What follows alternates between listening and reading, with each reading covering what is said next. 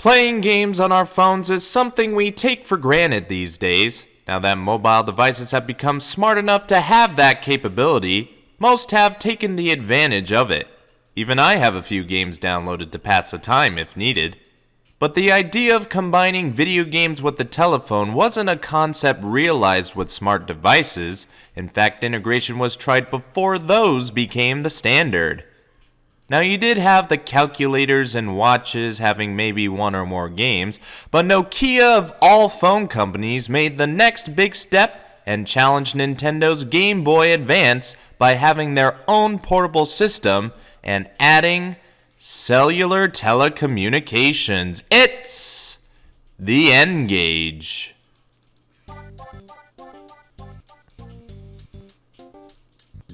I have no idea what Nokia is up to these days. Most remember them for their indestructible 3310 cell phone. The company is still around from what I've seen, but I'm sure this is something they would want you to forget. The Nokia N-Gage was released on October 7th, 2003, as a smartphone and handheld game system. The name, of course, is a clever pun on the word N-Gage, but I must inquire, if the N stands for Nokia, is the official name the Nokia-Gage? I do like the color palette on the box. Kinda has that 2000s look for tech companies.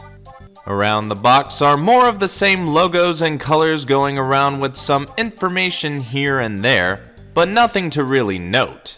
The more important stuff is on the back, where we can get a brief look at the unit, which we'll take out in a moment, and it talks about its notable features like single player and multiplayer action, online options, and Bluetooth.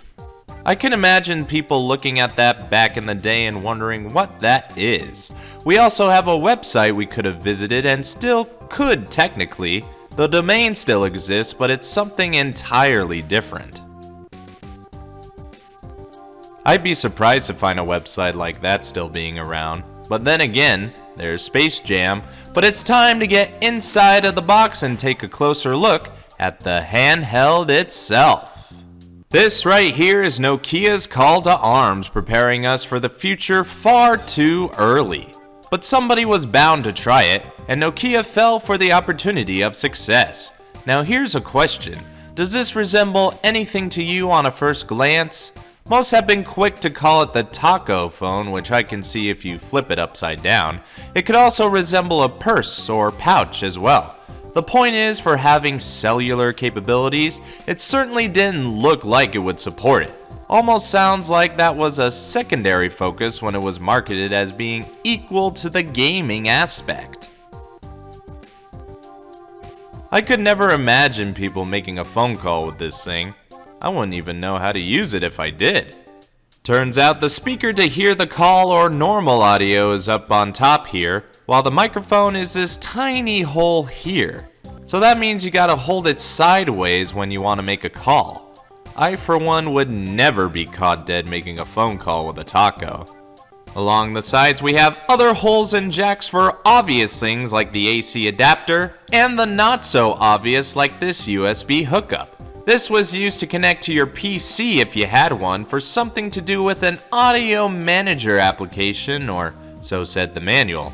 I had to consult the manual a lot to understand everything, especially when having to figure out why there are two jacks.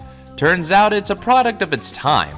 While the black jack has multiple uses like connecting headphones or to an external audio system, you can use it with the white jack to connect with an HDD2 headset.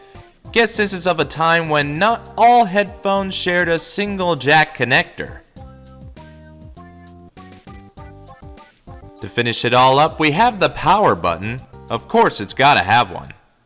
Now getting closer to the front, we have your green start call button, which most would recognize, but probably would be confused when seeing it on this thing. We also have this DC pad, calling it that because it is a directional pad but with a circular shape. It also feels out of the ordinary, having more of a retro phone feel if you know what I mean. Additional buttons below include the music player, radio, and menu keys. Remember, the N-Gage is also categorized as a smartphone, May not be as smart as what we have today, but it could play music files or get on FM radio, so that's noteworthy. Also have a C key to clear or go back, and a selection key. I'm sure most of you can gather not all of these buttons are used for games. It'll definitely show when having a look at the keypad. Remember when we had to physically push button keys to make a call?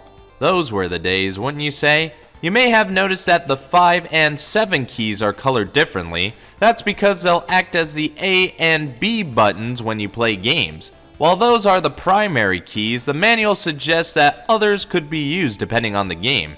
So reading those instructions will be key. Speaking of keys, we have the end call key to end the calls, plus this check mark key to mark or unmark certain things, and another selection key. I should mention these buttons act like shortcuts to other functions in the menu. And this is the display screen in between logos, very much like a screen used by phones of the period.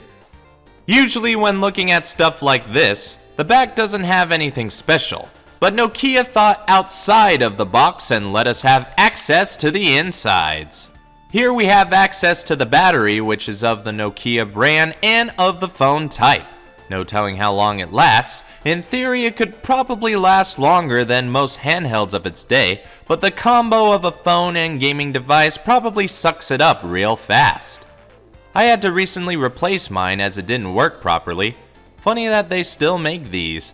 Another funny and just so odd thing is that you'll have to take the battery out in order to put a game or other software in. This is what a game looks like, almost the size of an SD card. The media is actually MMC cards, which is kind of what SD replaced. This is probably the strangest way to put a game in a gaming system, which still begs the question of where their prioritization was at.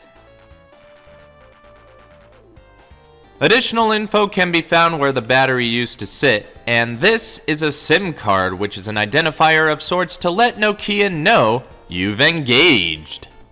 Before looking at some more gameplay, let's quickly look back at the contents that were left inside the box, which will make you believe I bought a foreign version of the N-Gage, which I'm pretty sure I did unknowingly, as all the paperwork and instructions are in Spanish, and I knew I was in trouble when looking at the AC plug-in, not to mention the original battery crapping on itself. I made the necessary changes to get it in working order, and the result is what you see. For games, the N-Gage has a fascinating library of over 60 titles. Games like Sonic N, Super Monkey Ball Jr., and Tomb Raider came on it, as well as those you wouldn't suspect like Call of Duty and The Elder Scrolls. I can't comment on those as I only have a Splinter Cell game currently, and from the looks of it, it's not much to write home about. The graphics are fine, I suppose, controls are decent too, but just not the kind of thing that makes me think this would be the future of gaming. I also can't comment on the phone capabilities, as I'd be worried about the repercussions if I tried. Boy, I would be wrong in several years down the line, as this type of gaming would become the norm. The Nokia N-Gage was a complicated mess trying to make that next big step and instead falling flat on the floor, flopping after only 2 years on the market. Not even a redesign could save the taco phone from its fate. But what it tried to do does resonate with today's current landscape, and itself has become a rather hard to find collector's item, with games being a bit pricey as well. I hope I'll be able to find more games to see what it could really do, but if you so happen to find one of these tacos out in the wild for a reasonable price, you should grab it if you can, so you can have an oddity of a mobile phone and portable game system, back when combining the two didn't seem possible, but it did happen. Just don't buy it for its phone capabilities. I don't think you can make a call anymore on the Nokia N-Gage. It isn't every day a system beats the world to the future tech to come, and it isn't every day someone beats Nintendo at what would become their future in gaming. And on the next episode, we'll take a look at Tiger's attempt to take on the Game Boy Giant by adding touch to the mix. If you think I missed anything, please leave a comment. If you like what you see, leave a like. If you think others could get knowledge out of this, share this video. And if you want to see more, go ahead and subscribe. Now, if you'll excuse me, nostalgia is calling.